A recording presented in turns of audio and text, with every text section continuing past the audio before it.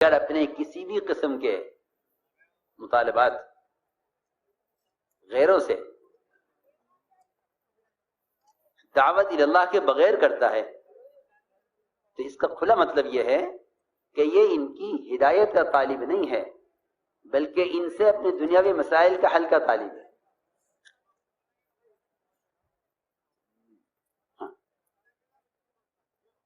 اس پر مدد نہیں ہوگی، نہ آپ کے دنیاوی کاموں میں مدد ہوگی اور نہ آپ کے دینی مسائل میں کوئی مدد ہوگی، بلکہ مسلمان یوں کہ اگر ہار کر بیٹھ جائے گا کہ ہم اقلیت میں ہیں، حالانکہ مسلمان کی ہزیمت اقلیت کی بنیاد پر کبھی نہیں ہوئی۔ صحابہ خود فرماتے ہیں کہ ہم اقلیت سے مغلوب نہیں ہوں گے اور ہم ہتھیار کی کمی سے مغلوب نہیں ہوں گے۔ کیوں؟ اس لیے کہ ہمارے پاس غالب آنے کے لیے دین ہے، ان کے پاس غالب آنے کے لیے مادہ ہے، دنیا کی چیزیں ہیں۔ تو یہ یہاں مایوس ہو جائیں گے کہ ہم کچھ نہیں کر سکتے، ہم اقلیت میں ہیں۔ ان کے معابد، ان کے اسلامی احکام اور فرائض یہ اس درجہ متاثر ہو جائیں گے کہ یہ اس بات سے مایوس ہو جائیں گے کہ بھئی اس زمانے میں تو مسلمان اسلام پر چل نہیں سکتا۔ میں تم سے کھول کے کہہ رہا ہوں، وجہ سے یہ بنی کہ اللہ رب العزت نے جس ضابطے پر اور جس کام پر مدد کا وعدہ کیا تھا، اس نے سب سے پہلے اس کام کو چھوڑا ہے۔ اس لیے کہ صاف فرمایا قرآن میں، ان تنصروا اللہ ینصرکم، یہ شرط ہے قرآن میں، اگر تم اللہ کے دین کے مددگار ہو تو اللہ تمہاری مدد کریں گے۔ ان تنصروا اللہ ینصرکم، اگر تم اس کے دین کے مددگار ہو تو وہ تمہاری مدد کرے گا اور تمہارے قدموں کے دین پر جمائے گا۔ یہاں بادشاہ نے جب خط پھاڑ دیا تو یہ وہاں سے نکلے شجاع بن وہب اور سمجھ گئے کہ اس کے خط کے پھاڑنے پر اب اللہ کا عذاب اتنا جلدی آئے گا کہ مجھے فوراً ہی کے ملک سے نکل جانا چاہیے۔ بادشاہ نے پیچھے آدمی لگائے، تلاش بھی کیا، لیکن وہ کہیں نہیں ملے۔ اور سیدھے پہنچے آپ کی خدمت میں، عرض کیا گیا رسول اللہ آپ کا حوالہ نامہ، آپ کا خط بادشاہ نے پھاڑ دیا ہے۔ آپ نے اطمینان سے فرمایا اس نے خط نہیں پھاڑا، اپنا ملک پھاڑ لیا۔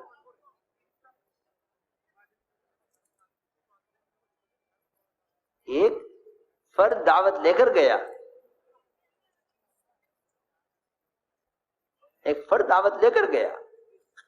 ہم سمجھتے تھے کہ اس راستے کا جو مجاہدہ ہے وہ یا تو باطل کو راستے سے ہٹائے گا یا باطل کو ہدایت کے راستے پر لائے گا، ان دو باتوں کے علاوہ تیسری بات نہیں ہوگی۔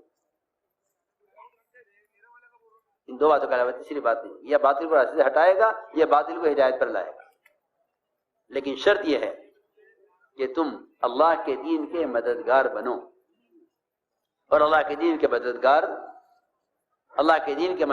میری بات یاد رکھنا، اللہ کے دین کے مددگار صرف وہ ہیں جو اللہ کے بندوں کو اللہ کے فرائض کی ادائیگی پر لانے کی کوشش میں ہیں۔ اس لیے کہ اس زمانے میں ایک خیال اور تصور یہ ہے لوگوں کا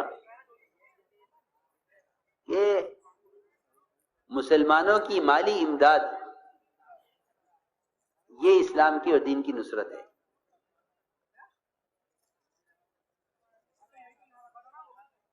حالانکہ یہ تو عام بات ہے کہ انسانیت ایک ایسی چیز ہے کہ انسان کے کام آتا ہے، اور انسان کے انسان کہتے ہی اسی لیے ہیں کہ ان میں آپس میں وہ انس ہے، چاہے کسی مذہب کے، کسی خیال کے، کسی طبقے کے۔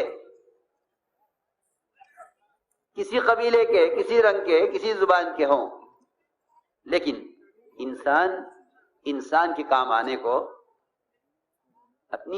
اپنا فریضہ سمجھتا ہے کہ ٹرین ٹکرا جائیں، جہاز گر جائیں، کہیں زلزلہ آ جائے، کہیں سیلاب آ جائے، کہیں سردی زیادہ آ جائے، گرمی آ جائے، لوگ ایک دوسرے کے کام آنے کو اپنا فریضہ سمجھتے ہیں۔ اس لیے میں نے عرض کیا کہ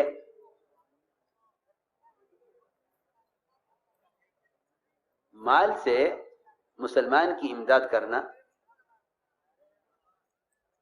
مال سے مسلمان کی امداد کرنا یہ دین کی نصرت نہیں ہے اور اسلام کی نصرت نہیں ہے، بلکہ مسلمان کی نصرت ہے۔ اگر یہ بات نہ ہوتی تو حضور اکرم صلی اللہ علیہ وسلم یہ نہ فرماتے کہ مدد کرو ظالم کی بھی مظلوم کی بھی۔ صحابہ نے تعجب سے عرض کیا کہ یا رسول اللہ، مظلوم کی مدد کرنا سمجھ میں آتا ہے، ظالم کی مدد کیسے کریں؟ آپ نے فرمایا کہ ظالم کی مدد یہ ہے کہ اس کو ظلم سے روکو، ظالم کی مدد یہ ہے کہ اس کو ظلم سے روکو۔ میں نے عرض کیا کہ دعوت پر اللہ تعالیٰ کی غیبی مددیں اور غیبی نصرتیں کیسے نازل ہوئیں کہ پوری کسریٰ کی مملکت ایسی ختم ہو گئی کہ روایت میں ہے کہ پورے خاندان میں کوئی مرد نہیں تھا جس کو کسریٰ کی جگہ بادشاہ بنایا جاتا۔ آپ نے یہ بدعا دی تھی کہ اللہ پوری طرح پھاڑ کے ختم کر۔ پورے خاندان میں کوئی مرد نہیں تھا جس کو بادشاہ بنایا جاتا۔ یہ پہلا موقع ہوا عورت کی سربراہی کا کہ پورے خاندان میں کوئی مرد باقی نہیں تھا کہ جس کو بادشاہ بنایا جائے کسریٰ کی جگہ۔ جی ہاں، میں نے عرض کیا کہ اصل بنیادی بات یہ تھی کہ تم دین کا پیغام خود لے کر جاؤ، اس لیے کہ میں نے عرض کیا کہ اتمام حجت اور ذمہ داری کے ادا ہونے کے لیے یہ لازم ہے کہ یہ خود چل کر جا کر دعوت دے، اس کے بغیر ذمہ داری ادا نہیں ہوتی۔ میرے عزیز دوستو، دعوت اپنے معیار سے گرتے گرتے یہاں تک پہنچ گئی کہ اذان جو دعوت تامہ ہے، اذان جو دعوت تامہ ہے، اس اذان کو بھی مسجدوں سے ختم کر دیا گیا۔ میں خود ایک مسجد میں ایک ملک میں نماز کے لیے گیا، ایک ملک میں گیا ہوا تھا، غالباً عصر کی نماز تھی یا مغرب کی۔ اذان ہوئی، اذان سنی میں نے، اذان کے بعد میں نے کہا کہ وہ ذرا مؤذن سے ملنا ہے۔ کہنے لگا آپ کہیں باہر سے آئے ہیں؟ باہر سے آئے ہوں، یہاں کا نہیں ہوں۔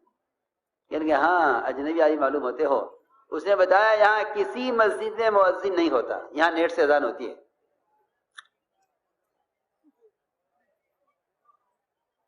یہاں اذان نیٹ سے ہوتی ہے۔ کون مؤذن کو رکھے، کون اس کی تنخواہ دے، کون اس کے لیے کمرہ حجرہ تیار کرے؟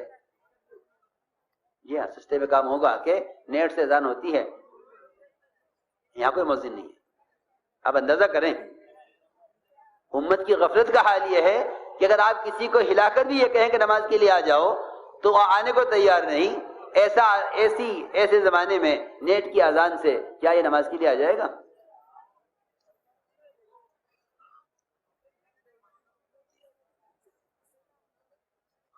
میں عرض کر رہا ہوں کہ دعوت کو پہلے سمجھو کہ دعوت کیا ہے۔ دعوت مسلمان کے اپنے استعمال کا نام ہے، جس طرح عبادت مسلمان کے اپنے بدن کا مخصوص طریقے سے استعمال ہونے کا نام ہے۔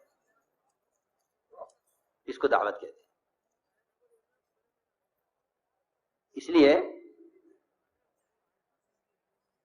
مجھے عرض کرنا ہے کہ اللہ رب العزت نے اس طریقے محنت پر، اس نقل و حرکت پر کیسے تربیت فرمائی اور رکاوٹوں کو کیسے اللہ نے راستے سے ہٹایا اور مسلمان کو دین پر کیسے جمایا۔ عبداللہ بن حذافہ رضی اللہ تعالیٰ عنہ خود فرماتے ہیں کہ جب ان کو روم کے بادشاہ نے قید کیا اور ان کو نصرانی کی طرف دعوت دی کہ آپ نصرانی ہو جائیے، تو فرمایا کہ نہیں، میں نصرانی اختیار نہیں کروں گا۔ بادشاہ نے لالچ دیا، اس لیے کہ مسلمان کو اس کے دین سے ہٹانے کے لیے ان کے معاشی مسائل، ان کے دنیاوی مسائل، ان کے تعلیمی مسائل، ان کے ازدواجی مسائل، ان کے لیے سودی قرضے،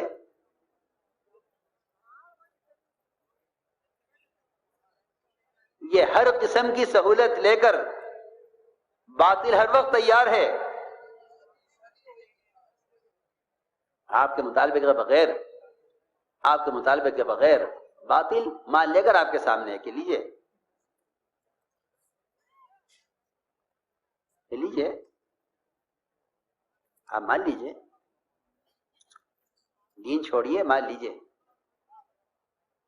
میرے دوستو عزیزو، لوگ سمجھتے ہیں کہ ہمیں دنیا میں گزارے کے لیے اگر کوئی مدد مل سکتی ہے تو ان سے مل سکتی ہے۔ یہ بات جب پیدا ہوتی ہے جب اللہ کا تأثر دل سے ختم ہو چکے اور اس کے عوامر، اس کے احکام کے ذریعے اس کے خزانوں سے فائدے اٹھانے کے راستے بند ہو چکے، پھر خیال مسلمان کو یہ آتا ہے کہ ان کے ذریعے سے ہمارے مسائل ہو جائیں، وہ ان کے ذرائع جیسے بھی ہوں گے، حرام ہوں، ناپاک ہوں، جیسے بھی ہوں، مسلمان انہیں اختیار کر لے گا، صرف اس مجبوری میں کہ میرے دنیا میں گزارے کا کیا ہوگا۔ ریکنسٹرکشن آف امہ dailymarkers.com۔ جی ہاں، سودی قرضے جو ایک ایسا ناسور کہا جائے یا گھن کہا جائے کہ یہ مسلمان کے دین کو گھلا کر رکھ دیتے ہیں اور مسلمان کے دین کو کھوکھلا کر کے رکھ دیتے ہیں۔ بنی اسرائیل نے فرعونیوں سے ایک شادی کرنے کے لیے مال مستعار لے لیا قرض کے طور پر۔ اچانک شادی آ گئی ہے، مال کی ضرورت ہے، آپ ہمیں قرض دے دیں، ہم شادی کر کے آپ کے پیسے واپس کر دیں گے۔ جی ہاں، ادھر یہ مال لے لیا اور اس مال کی واپسی سے پہلے فرعون غرق ہو گیا۔ اکثریت بنی اسرائیل کی جو گمراہ ہوئی ہے اور بچڑے کی عبادت پر مجتمع ہوئی ہے، اس کی وجہ صرف وہ مال مستعار تھا جو ایک شادی میں استعمال کرنے کے لیے لیا گیا تھا، اور وہ فرعون کے غرق ہونے سے پہلے واپس نہیں کیا گیا۔ جب وہ مال اس بار رہ گیا بنی اسرائیل کے پاس تو سامری نے کہا کہ لاؤ یہ مال جمع کرو، میں تمہارے لیے ایک معبود بنا دیتا ہوں۔ اللہ اکبر! صرف ایک شادی کے لیے لیا ہوا مال،